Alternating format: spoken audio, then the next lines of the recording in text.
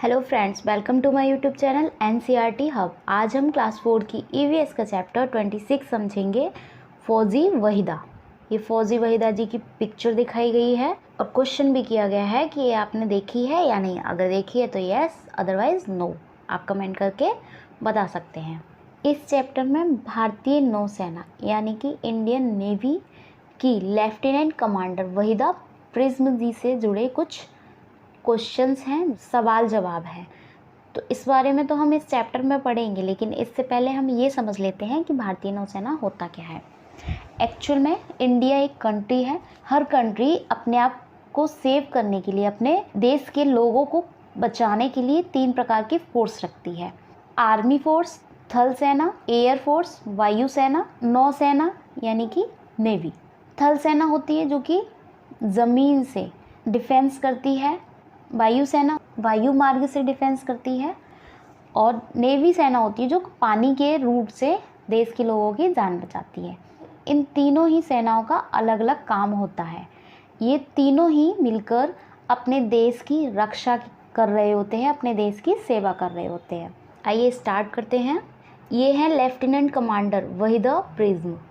तो ये lieutenant commander Waheeda prism है। ये भारतीय नौसेना यानी कि इंडियन नेवी में डॉक्टर हैं और नेवी के समुद्री जहाज पर, शिप पर काम करने वाली गिनी चुनी महिलाओं में से ये एक हैं। बहुत कम महिलाएं होती हैं जो नेवी के समुद्री जहाज पर काम करती हैं और उन गिनी चुनी महिलाओं में से ये एक हैं। और ये फर्स्ट वुमेन है, पहली महिला है जिन्होंने पूरी परेड की कमान संभाली, पूरी परेड को लीड किया, कमांड किया।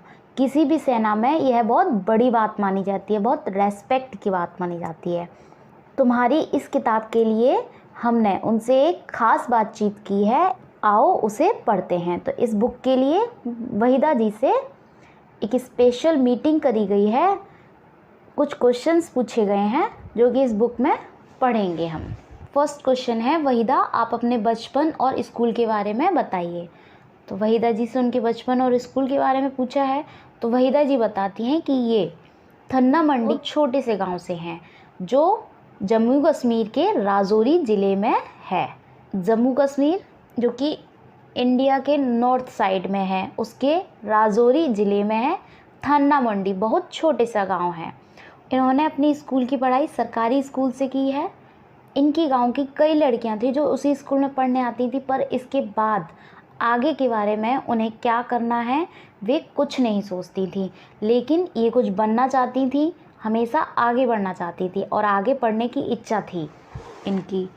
और इन्होंने अपनी 10वीं की पढ़ाई पूरी करना चाहती थी, जो कि उस समय उस एरिया के लिए बहुत नई बात थी, क्योंकि पहले के टाइम में लड़कियों को जहाँ पढ़ने के लिए भी मना किया जाता था, उनको पढ़ने नहीं दिया जाता था, वहाँ इन्होंने अपनी 10वीं की पढ़ाई पूरी करना चाहती थी, जो कि इनके एरिया के लिए नई बात थी। इस कारण इनके मम्मी पापा को बहुत मुश्किलें आईं, यहाँ तक इन्हें गांव भी छोड़ना पड़ा और उस टाइम पर ये नानी के घर राजौरी में रहे और इन्होंने 12वीं यानी कि इंटरवी वहीं से की। तो ये सब ये अपने स्कूल और पढ़ाई के बारे में बताती हैं कि इनकी पढ़ाई के लिए इनके माता पिता को कितनी मुश्किलें का सामना करना पड़ा। नेक्स्ट क्वेश्चन है, तो आप पहले से ही कुछ अलग सोचती थी। वहीदा जी बताती हैं कि जब ये बहुत छोटी थी तभी से कुछ अलग अलग करना चाहती थी।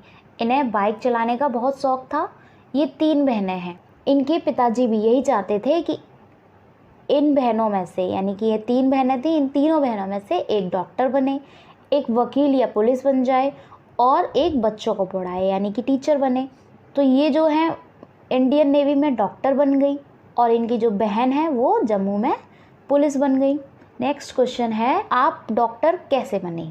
तो वहीदा जी बताती हैं इसके लिए इन्होंने बहुत मेहनत की, जो कि हर किसी चीज़ के लिए हार्ड वर्किंग मस्ट है, बहुत ज़रूरी है। इनके दोस्तों और घर वालों ने भी इनकी बहुत मदद की, बहुत हेल्प की।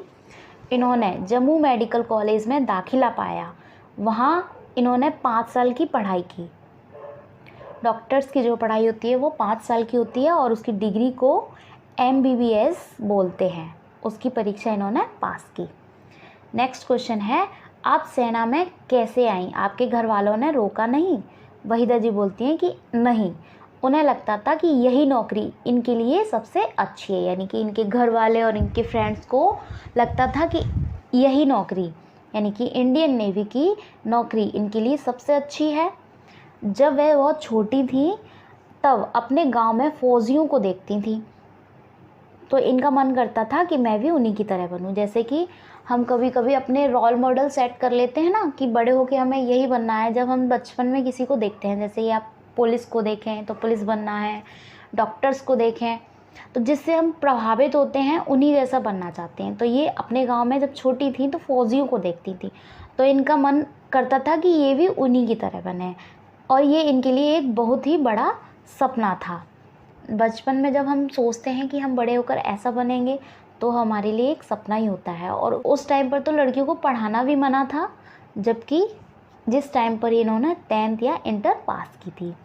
स्कूल के समय में ये कैंपों में जाती रहती थी, पहाड़ों पर चढ़ती थी और गर्ल गाइड भी थी, यानी कि गर्ल्स को गाइड करने वाली।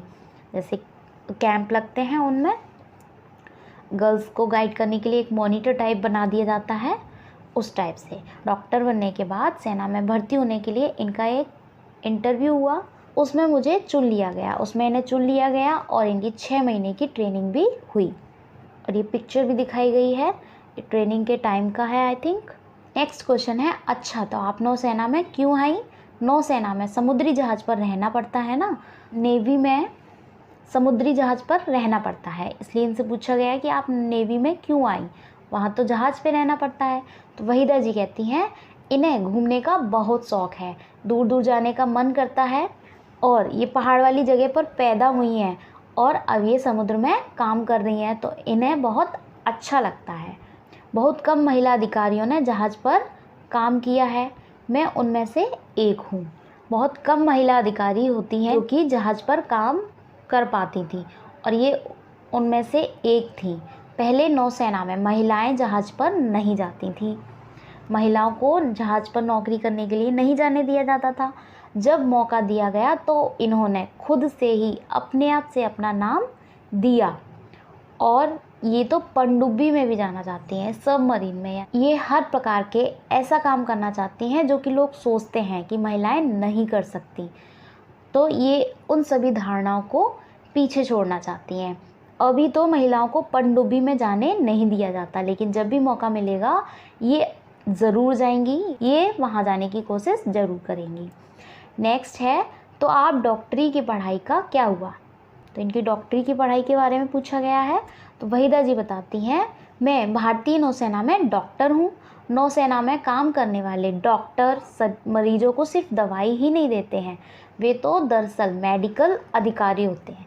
नेवी में जो डॉक्टर होते हैं वो सिर्फ मरीज़ों को या सिर्फ दवाई देने तक सीमित नहीं रहते हैं, वे मेडिकल ऑफिसर होते हैं। जहाज़ पर 3-4 महीने के लिए समुद्र में जाया जाता है, तब इनकी ये जिम्मेदारी बन जाती है कि किसी की तबीयत ख़राब ना हो, सबकी तबीयत ठीक रहे, और जहाज़ पर मौजूद सभी अधिकारी और नाविक जितने भी ऑफिसर्स हैं, नाविक हैं यानी सेलर है, उनका ये चेकअप करती हैं। और इसके अलावा इनकी यह भी जिम्मेदारी होती है, यह देखना भी इनका जिम्मेदारी होती है कि जहाज़ पर सफाई रहे, कहीं किसी प्रकार की गंदगी ना फैले, चूहे ना आए, क्योंकि गंदगी और चूहे से बीमारियां फैलती हैं तरह तरह की। इसके अलावा ये सबको इसकी तैयारी करवाती हैं कि मेडिकल इमरजेंसी में वे लोग क्या करेंगे। अगर कोई किसी भी प्रकार की कोई दुर्घटना हो जाती है, जैसे आग लगना, उस टाइम पर नॉर्मल लोग जो होते हैं वो किस प्रकार से रिएक्ट करें, किस प्रकार से उस दुर्घटना से बचने के तरीक़ों पर विचार करें एट अ टाइम रिसेंटली। तो उसके लिए ये मेडिकल इमरजेंसी के लिए लोगों को तैयार करती थी, और उस टाइम पर किन बातों का ध्यान रखना चाहिए उनके लिए ये जहाज़ के लोगों को तैयार करती थी। इनकी ये जिम्मेदारी बनती है उस टाइम पर। नेक्स्ट है, क्या जहाज़ पर अस्पताल होता है? जहाज़ पर हॉस्पिटल होता है? तो वहीदा जी बताती हैं, नौसेना के हर जहाज़ पर फर्स्ट एड दी जाती है। नेवी के हर जहाज़ पर फर्स्ट एड दी जाती है। जहाज़ पर एक डॉक्टर और 2-3 सहायक होते हैं। ज़रूरी दवाइयाँ होती हैं, कुछ मशीनें होती हैं नॉर्मल सी, जैसे ब्लड प्रेशर वगैरह चेक करने की, इस टाइप की कुछ ज़रूरी मशीनें होती हैं। और ये सब एक छोटे से कमरे में रखा होता है। नेक्स्ट क्वेश्चन है, आपने जब परेड की टुकड़ी का नेतृत्व किया तब आप ऐसा करने वाली पहली महिला बनी। इसके लिए आपने बहुत मेहनत की होगी। हमने चैप्टर स्टार्ट करने पर बताया था कि इन्होंने एक परेड की कमांड करने वाली ये पहली महिला थी, तो इन्होंने परेड को लीड किया था और पहली महिला बनी। तो इन्होंने इसके लिए कितनी मेहनत की, तो ये बताती हैं 3 साल तक मेरी परेड देखने के बाद इनके जो ऑफिसर्स थे, अधिकारी थे, उन्होंने इन्हें यह मौका दिया और इन्हें लगा कि मेरे अधिकारी ने मुझे चुना है, मुझ पर ट्रस्ट किया है, मुझ पर विश्वास दिखाया है, इसलिए इन्होंने इस परेड के लिए बहुत लगन से अभ्यास की, बहुत प्रैक्टिस की इन्होंने। परेड के बारे में कुछ बताइए। वहीदा जी बोलती हैं, जब परेड होती है तो पीछे 4 टुकड़ियाँ चलती हैं, 4 पलटन चलती हैं पीछे, और पूरी परेड में 36 निर्देश देने होते हैं, 36 इंस्ट्रक्शन देने होते हैं, कमांड देनी होती है।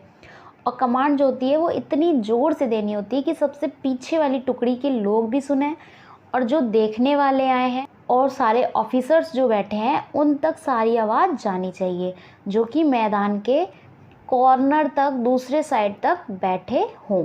बहुत तेज़ आवाज़ होती है कमांड्स की। ये पिक्चर दिखाई गई है कि ये आगे हैं और इनके पीछे पलटन है। प्रश्न है, 4 टुकड़ियों के आगे चलते हुए आप घबराई नहीं? तो वहीदा जी बताती हैं, घबराहट तो नहीं होती, पर ये 36 बार चिल्लाकर कमांड देना होता है और एक भी अगर भूल जाओ तो पूरी परेड गड़बड़ हो जाती है। यानी कि कमांड जो होती हैं वो नंबर से होती हैं, अगर बीच में से आप एक भी कमांड भूल गए तो सारी परेड जो होती है वो गड़बड़ हो जाती है। और इन्होंने पूरा 1 महीना सुबह शाम प्रैक्टिस की उस परेड को, उस कमांड को देने के लिए। परेड तो ये स्कूल में भी करती थी, ये बता रही हैं कि ये परेड तो ये स्कूल में भी करती थी, लेकिन यहाँ पर जो क्या है 36 बार चिल्लाकर कमांड देनी पड़ती थी, जो कि वॉइस या आवाज़ इनकी बहुत तेज़ होनी होती थी इसलिए।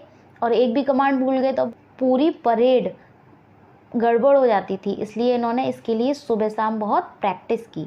नेक्स्ट क्वेश्चन है, आपके नाम में जो यह शब्द है प्रिज्म, इसका क्या मतलब है? इनका पूरा नाम वहीदा प्रिज्म है, तो प्रिज्म का मीनिंग पूछा है। तो वहीदा जी बताती हैं कि यह नाम इनके पिताजी ने इन्हें दिया। प्रिज्म एक कांच होता है जो 7 रंग दिखाता है, एक ग्लास होता है जो कि 7 रंगों को दिखाता है, और वे यानी कि इनके पिताजी चाहते थे कि ये भी इसी तरह अपनी पहचान बनाए, इसलिए इन्होंने बचपन से ही मुझे यह नाम दिया। इसलिए इनके पिताजी ने बचपन से ही इन्हें यह नाम दिया। तो अभी इस चैप्टर में हमने पूरे में भारतीय नौसेना यानी कि इंडियन नेवी की बात की है, और वहीदा जी से रिलेटेड, इनकी परेड से, इनके लाइफ से रिलेटेड कुछ प्रश्न थे, जो कि आपको इतना समझ में आ गया होगा। अगर आपको ये वीडियो पसंद आई हो तो लाइक कीजिए, शेयर कीजिए एंड कमेंट्स कीजिए। अगर आप चैनल पर नए हैं तो आप चैनल को सब्सक्राइब कर सकते हैं। इसकी क्वेश्चन आंसर हम नेक्स्ट वीडियो में देखेंगे। मिलते हैं नेक्स्ट वीडियो में। Till then take care, bye bye.